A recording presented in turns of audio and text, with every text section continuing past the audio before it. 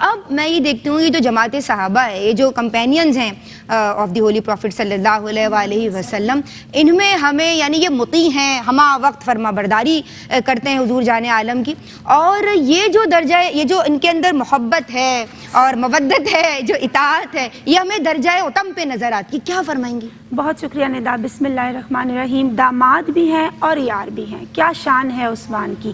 دو نور والے بھی اور پیار بھی ہیں، کیا شان ہے عثمان کی. بے شک سبحان. روشنی دی جن کے گھر کو سرکار علیہ الصلوۃ والسلام نے محمود.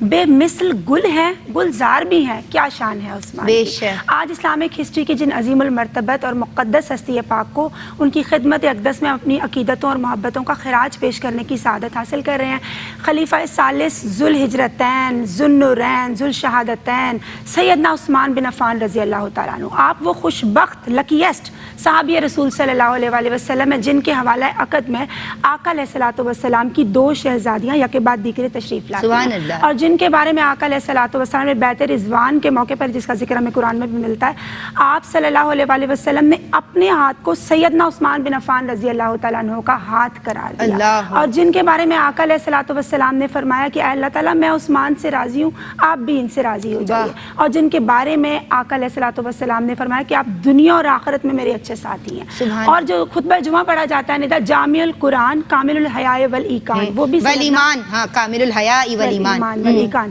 یہ ہمیں سیدنا عثمان بن عفان رضی اللہ تعالیٰ عنہ کی جانب، ان کے ذکر کی جانب لے جاتا ہے اور ان کے ایمان کی یقیناً ریفریشنس ہمیں عطا کر دیتا ہے. اچھا، آپ کا شمار ابن اسحاق رحمۃ اللہ علیہ کے اکارڈنگ سابقون الاولون میں ہوتا ہے، جو لوگ پہلے ایمان لائے. چوتھے نمبر پر آپ کے بارے میں روایت ملتی ہیں، آپ اسلام لائے. That was a very difficult time of Islamic history. آپ کو بہت ساری صعوبتوں کو، بہت ساری ایذاؤں کو، تکالیف کو فیس کرنا پڑا فیملی کی جانب سے بھی، لیکن آپ کے لبوں پہ ہمیشہ اسلام سے اور پیغمبر اسلام سے محبت نظر آتی ہے صلی اللہ علیہ وآلہ وسلم. آپ نے فرمایا کہ میں بارگاہ نبوی صلی اللہ علیہ وآلہ وسلم کو میں نے تھام لیا ہے، میں دین محمدی صلی اللہ علیہ وآلہ وسلم کو ترک نہیں کروں گا.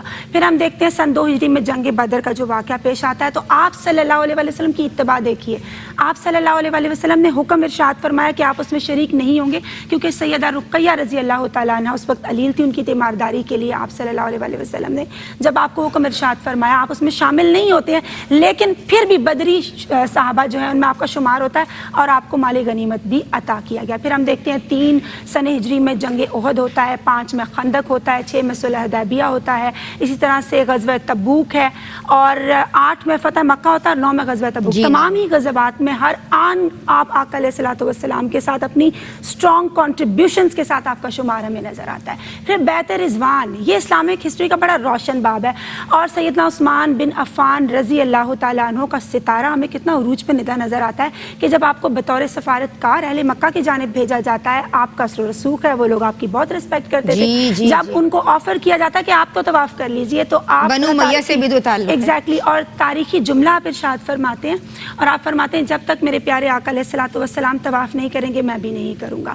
یعنی آپ کا جو محبت کا معیار ہے نا آقا علیہ الصلوۃ والسلام سے، اس موقع پہ ہمیں نظر آتا ہے کہ محبت کا معیار یہ ہونا چاہیے کہ عبادت ہے ہی وہی جو آقا علیہ الصلوۃ والسلام جس میں ہمارے ساتھ ہوں، کیونکہ بے شک من کی دنیا میں تب بہار ہوتی ہے، روح جب ان کے قدموں پہ نثار ہوتی ہے، اور ادب والوں پہ رشک کرتی ہے جنت محمود، رحمت خداوندی ہر گھڑی ہر بار ہوتی ہے.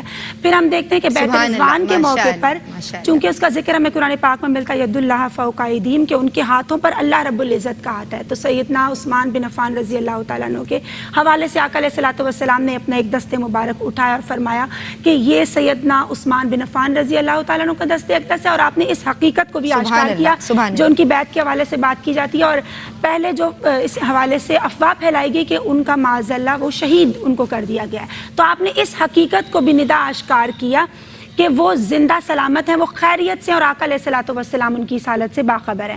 پھر ایک شخص جو تاجر ہو اور بڑا اسٹرانگ اس کا بزنس چل رہا ہو، تو ایک جگہ سے دوسری جگہ جانا جب اس کا بزنس سیٹلڈ ہو تو وہ بڑا ڈیفیکلٹ ٹائم ہوتا ہے اور بڑا مشکل ہوتا ہے. لیکن آقا علیہ الصلوۃ والسلام نے جب حکم ارشاد فرمایا تو آپ نے 2 بار ہجرت کی، اعلان نبوت کے 6 سال ٹوورڈ حبشہ اور پھر ٹوورڈ مدینہ آقا علیہ الصلوۃ والسلام کے حکم پر، اور یقیناً باقی کے لیے جو کچھ کیا جائے وہ باقی رہ جاتا ہے.